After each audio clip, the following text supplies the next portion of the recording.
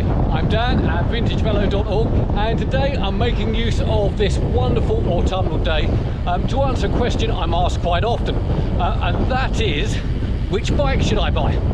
Now, I'm in no way an authority on this, but I do get asked it quite often. I'm sure a lot of you out there will have your own views on this, and probably will make them very well known to me via the comments. Be my guest, it's never a problem. I have ridden and have quite a lot of bikes, and I think that's the reason why I'm asked this question quite often. So this video is about not just which bike should you buy or should I buy, also if you're a regular rider and someone asks you that question, it's a bit of a loaded question, so hopefully we could run over a few of the pitfalls involved in answering that question. Now, first off, let's assume we're only talking about road bikes. Anything else, different kind of subject level altogether. And most people who are looking at getting into road biking, normally they're already biking in some way. They might be mountain biker, might have a cross bike, might commute to work, that kind of thing, and they want to get much more into fast road riding, normally at the weekends. Okay, and at this point they've got a bit of money and they want to go out and buy a bike for the road. Now, I'm going to be honest, if they want a steel framed vintage bike, they normally have an idea in their mind what they want to get, be it a Bianchi or a Colnago or something along those lines. My advice is very clear on that. Yeah, if you are buying a vintage steel bike and it's your first and only steel bike, buy a Colnago. They've pretty much never made a bad frame, so you can't go wrong. And there's so many steel bikes out there. Yeah, sure, we'd all have a Pecoretti or something like that, but if you get a Colnago, hey, it's always going to be great. But let's talk more about regular road bikes, okay? And that will come down to budget most of all.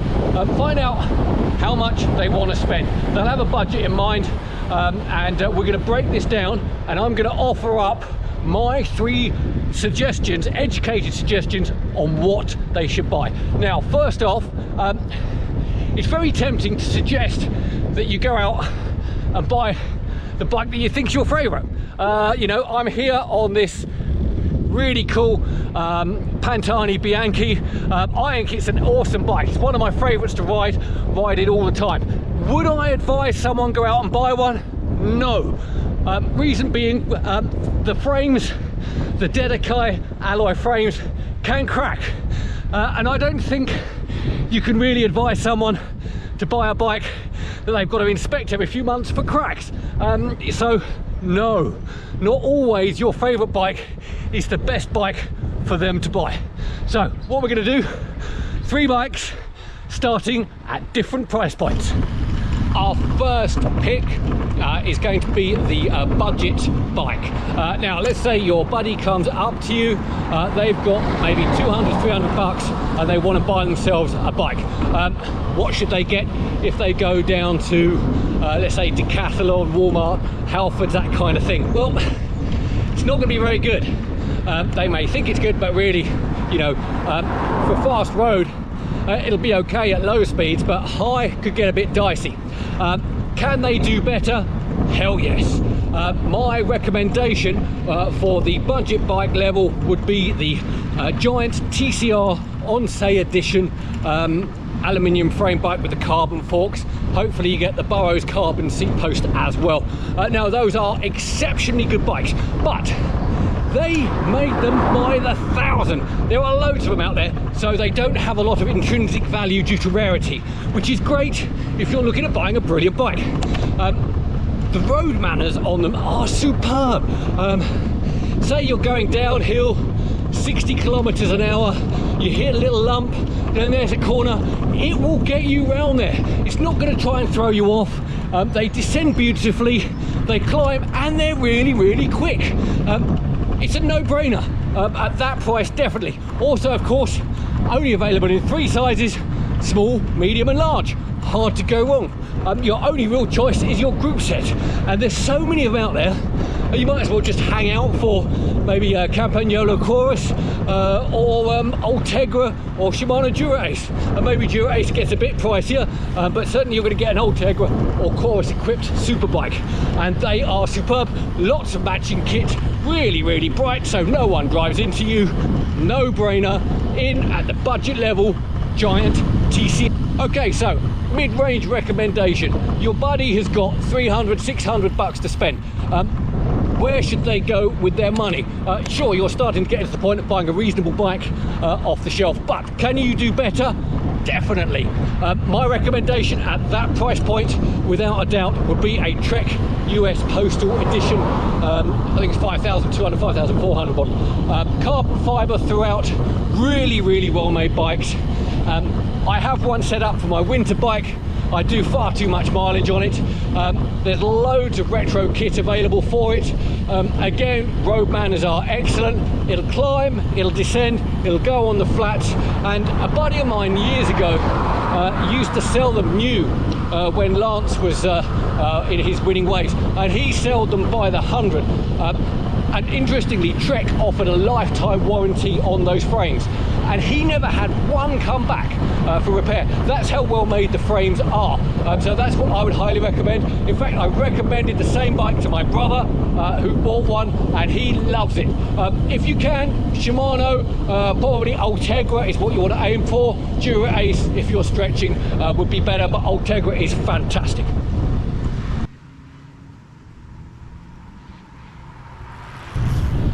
Now, before we talk about my top pick, my big budget pick, let me give you a little warning about the pitfalls of buying a second-hand bike or a new bike when you are paying out quite a lot of money. Now, this comes from direct personal experience. A few years ago, when I was first getting back into riding, like a lot of us, I rode a lot as a kid, then kind of stopped, then ran a bit, then my knees hurt, and then I got back into cycling a fair few years ago. And I sprung quite a lot of money on what was said to be the ultimate road bike made by a German well-known manufacturer, and yeah, it was rubbish. It went up a hill very well. That was its main raison d'etre. The problem was it was quite jittery coming down. You had to concentrate the whole time. You could never relax into a descent. It really wasn't very good.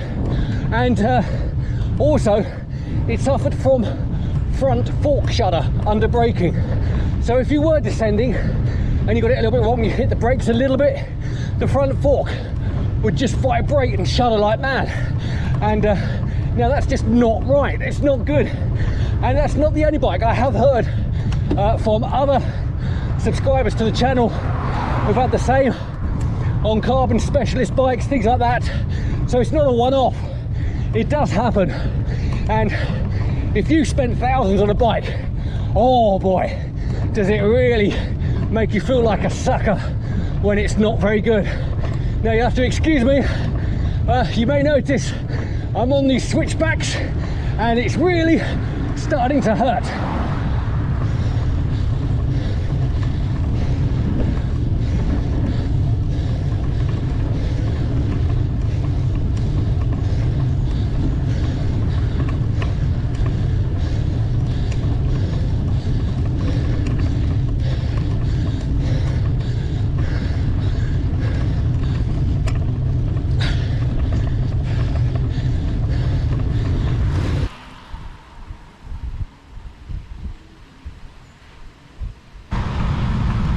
So for my last pick, we're looking at the 700 to however deep your pockets are kind of territory.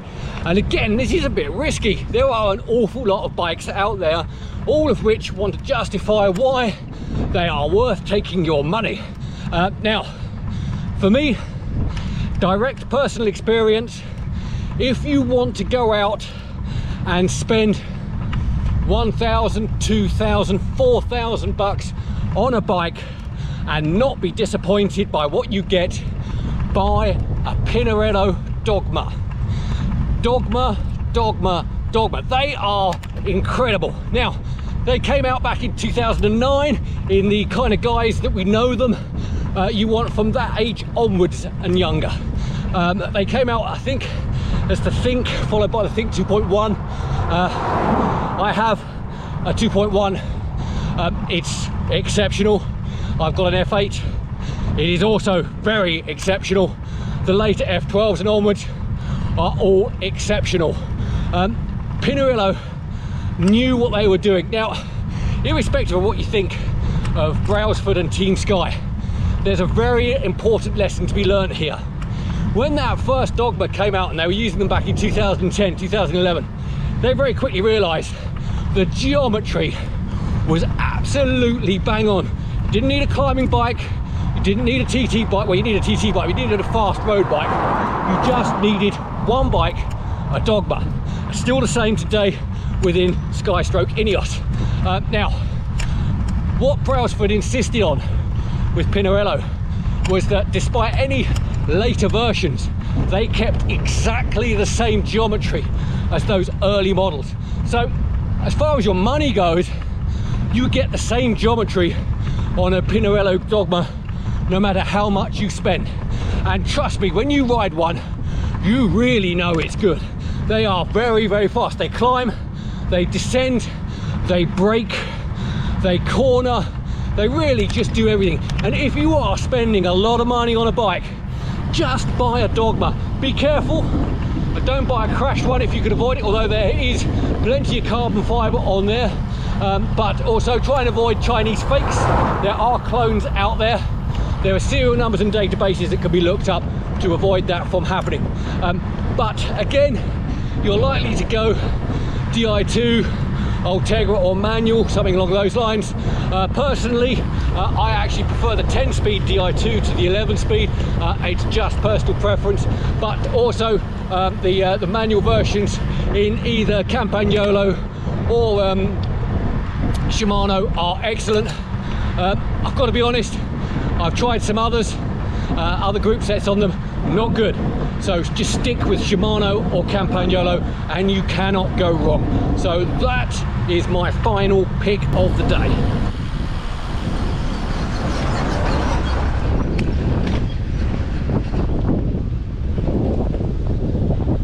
There you have it. Those are my top picks for a bike you can buy or advise someone else to buy with total confidence. Let's go through that again. If it's steel, buy a Colnago. If it's cheap, Giant TCR Onsei edition. Medium, Trek US Postal. Anything over that, Dogma. I hope you enjoyed that video. I hope it was of some use to you. Do like and subscribe for more rides, builds, and talking about anything that's cool to do with riding a bike.